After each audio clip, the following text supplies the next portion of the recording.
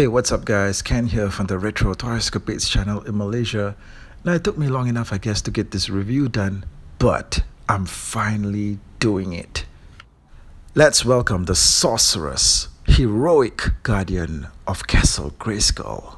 The bio art card on her packaging says, imbued with magical abilities from the pool of power, the wise sorceress watches over Eternia for when it needs He-Man for protection. Now we see that the sorceress gets some truly poster-worthy artwork here, where the threat level has obviously reached DEFCON 1, because today is the day that Hordak and the entire evil horde have decided to storm Castle Grayskull.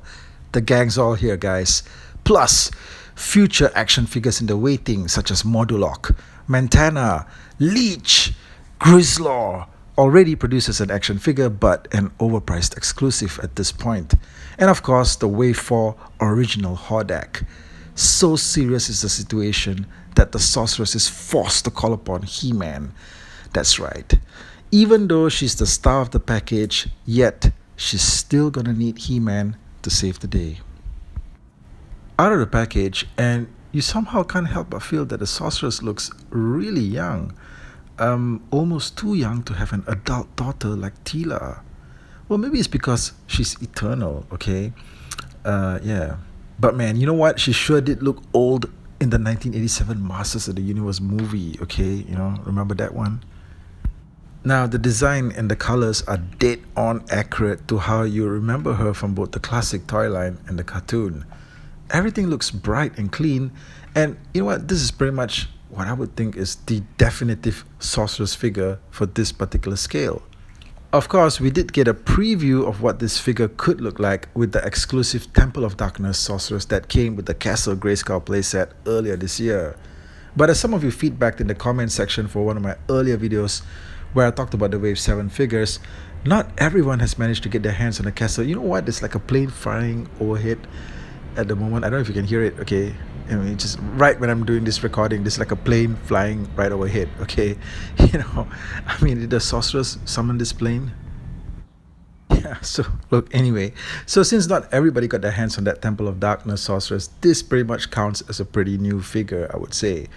And actually, you know what? If you look at the two of them side by side, apparently being out of the Temple of Darkness made her skin tone more tanned. Okay, I mean, just look at the two of them side by side. Now, I do wish that we could have gotten some kind of variation with the staff accessory. You know, it's pretty much an exact replica of the Temple of Darkness version. Now, I suppose they could have made it, well, no, okay, you know what? There probably isn't much that they could have done. Unless they made the Temple of Darkness staff translucent to match the figure's wings. You know, I could make it like translucent as though it was being filled with all the magic in the universe. And then they could have made this one the solid one. Okay, yeah, I mean, you know, they could have taken some creative liberties if they wanted to. When it comes to comparing the wings between both figures, you know, this is where I was really surprised, okay, because the Temple of Darkness sorceress came with the translucent wings.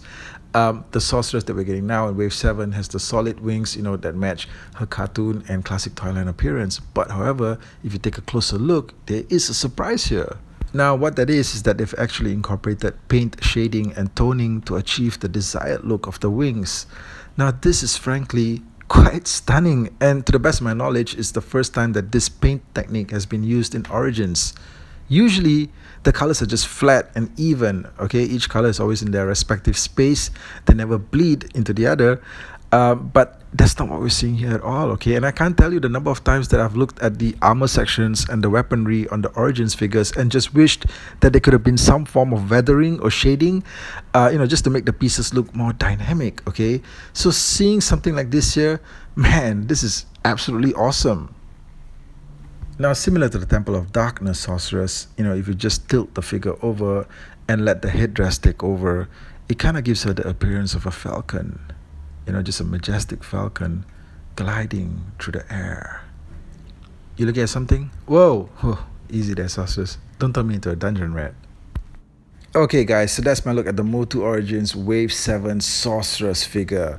Overall, I'm really happy with this action figure. It's got quite a number of surprises and a lot of things going for it that differentiate it substantially, I think, from the Temple of Darkness version that we got earlier. So definitely grab her if you can find her. And let me know what you think of the video. Let me know what you think of this figure. And, you know, I'll catch you guys again real soon. Thank you and take care.